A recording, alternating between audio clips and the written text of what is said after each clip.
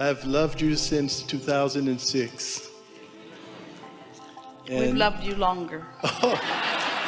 Thank you. It feels really good.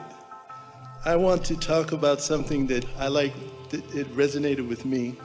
Usually when you start your setup is appreciating the contrast. And I was wondering, could you talk a little bit about why is that so important? Because I know in my life, like you said, sometimes when you feel the contrast, it doesn't feel so good. Well, it is as simple as when you know what you don't want, you know what you do want. If you think of contrast as choices, and then you feel, in fact, it's what we began doing with our friend just now, because since she couldn't quite get into the receptive mode of what's really in her vortex, something about focusing upon what the absence of a relationship felt like gave her the bounds into what she's really looking for. And it really is about that. When you know what you don't want, you know more clearly what you do want. And if you look everywhere in your environment or anyone else's environment, there is that contrast in all things. Without contrast, you couldn't even see. Without light and dark, you could not even focus your eyes. Without contrast, you could not differentiate anything. Without contrast in sound, you could not understand what harmony feels like. Without knowing what discord is, you couldn't find a chord. It's just necessary in the deciding process. It's beautiful. Yeah. The second question I wanted to talk about was unconditional love. And I've been pondering the idea of how you can love someone without even meeting them. Like Jerry was one of the genius creators that I've always admired. I've been to several workshops and would see him and love the way he would talk and love how he wanted to help people so much. It was very, very visceral. You can feel the tension. So I wanted to talk about how does that process work? Well, unconditional love is not what most people at first look at it think that it is. Most people. Is that Jerry?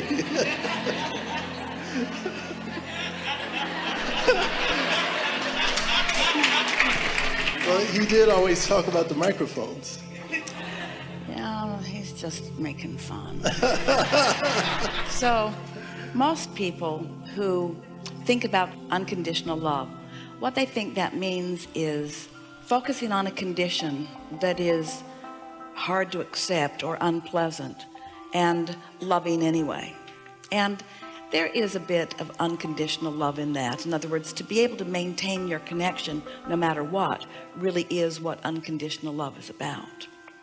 But when we speak of unconditional love in its purest form, what we mean is getting out ahead of the condition and establishing a vibration which then creates the conditions. Most people want the condition to create the emotion. We talked about that just now too. In other words, give me something good and then I'll feel good. But if you give me something bad, then I'll feel bad. So I'm having a conditional response.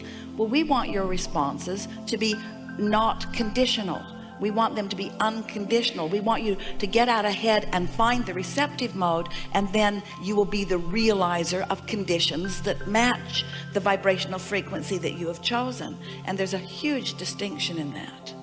When Jesus said, turn the other cheek, he was talking about unconditional love. He was talking about if this condition takes you from your alignment, then you must find a way of focusing some other way so that you can find alignment. But that message has evolved even further now with the conversations that we are having. When you accept that you are a vibrational being living in a vibrational universe, and that you have vibrational roots, and that your vibrational roots are pure positive energy, and you are, through the contrast that you're living, honing yourself to find alignment and harmony with who you really are, then the conditions that surround you become irrelevant, and you become the creator of your own reality, which means you become the creator of your own conditions.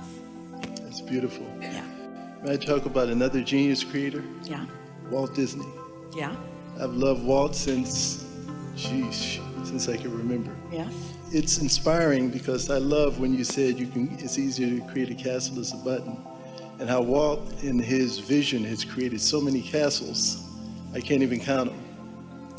And it's been a source of inspiration. And I guess part of the question was, part of me feels very creative and I have a lot of creative abilities, but then there was part of me that, like you said, was not lining up and resisting the greatness that I could be. Well, we've been talking about that here today, and it's nice to have someone in your sights who represents to you something that is pleasing, like Walt Disney. It's helpful when you focus upon him, or when you study him, or when you learn about him. It's helpful when you see the aspects of the way he lived, or the approaches that he had to life, and how they fall into harmony with the laws of the universe as you are coming to understand that they are. Someone who had a vision or a dream that was not reality, but that still felt real.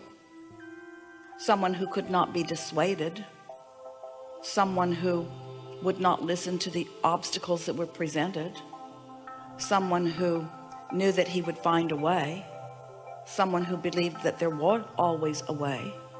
Someone who believed in the happy hearts of people. Someone who knew that people do want to feel good, that it's something that they would seek out. Someone who believed in the power of a dream. Someone who had shown himself the power of dreaming. Someone who understood how to turn thoughts to things. Someone who understood that it only takes a handful who are turning thoughts to things. That handful who does it, then millions, if not billions, can be the beneficiaries of those thoughts having turned to things.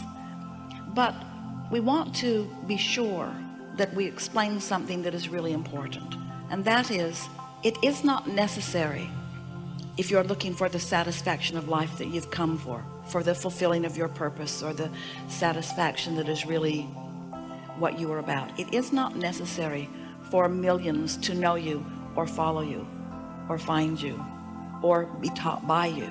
Your true power, what you bring to this time-space reality, you bring even if others do not understand it.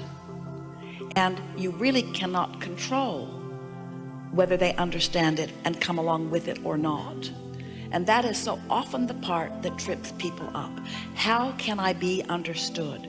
If I get into the receptive mode, then others will also come into the receptive mode. That's not the reason to get into the receptive mode. If I get into the receptive mode, then I will be able to bring people from their not receptive mode into their receptive mode. That's not the reason either, because in the moment that you focus upon those who are not in the receptive mode, you aren't in the receptive mode either. So that's why when someone's dream is strong enough, they're not dissuaded by anyone else's relationship with their dream. That's the thing that we wish for all of you, that you would feel enough confidence within your own ability to choose, that it wouldn't matter to you if anyone else is in agreement with what you have chosen. Can you feel how important that is? But if you need others to agree with what you have chosen, then that's when you begin to trip yourself up. And that's why your first question dovetails so perfectly with this one, because you're talking about unconditional love. Well, it's a rare person who can unconditionally really not give a rip what anybody else thinks about their desires. You almost always include them. That's why what we said earlier is so important to understand. People think there's strength in numbers, and we want to say there's strength in alignment, and numbers don't necessarily mean alignment.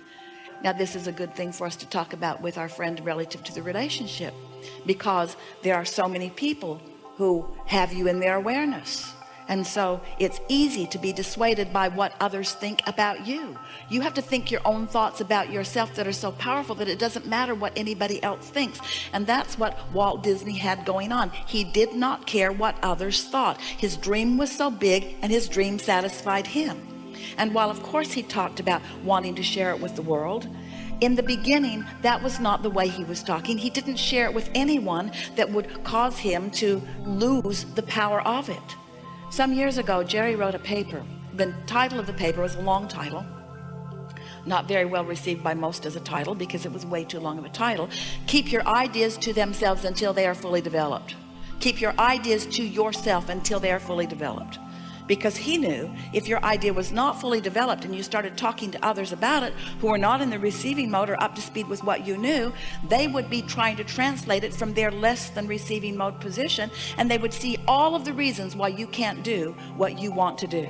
And if you listen to them, or even if you don't listen to them, even if you are just sensitive to the vibration that they are offering, it's like if you know your hair doesn't look good, don't ask someone, how does my hair look? Because you're just going to get them to look at your hair and they think, oh. And even though they don't tell you, it messes up your vibration, you see. And so keep your ideas to yourself until they are fully developed. This is something that he understood too. What else?